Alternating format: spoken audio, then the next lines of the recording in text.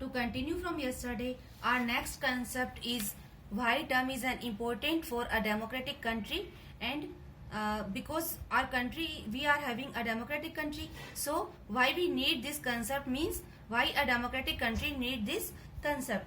Almost all countries of the world would normally have more than one religious group living in them. And since these groups do not have the same population, one religious faith would have more followers than others. The religion having more followers form the majority community, while others with others believe from the minority communities. In the democracy, the government is elected by the people, and it is quite probable that the government and policy makers would be from the majority community. Thus, normally the majority religious group would have access to state power, and it could easily use the authority to discriminate against, persecute and oppress people of other religious affiliation.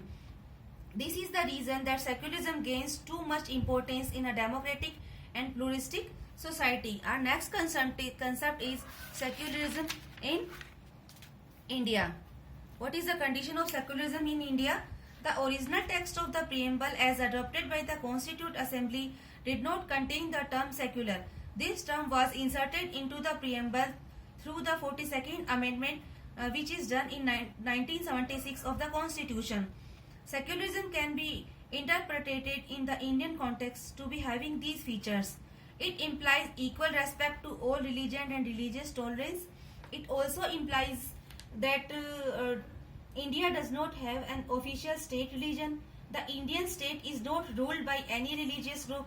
Government establishments in India are not supposed to promote any religion. People are free to preach, practice and propagate religions of their choice. They are free to exit from one religion and embrace another. The last concept is secularism in India and USA. A comparison. Why we compare secularism in India and USA? Because a constitution preamble has been taken from US. So to draw a parallel between these two. Secularism of America promote complete separation and non-interference of church in government, vice versa.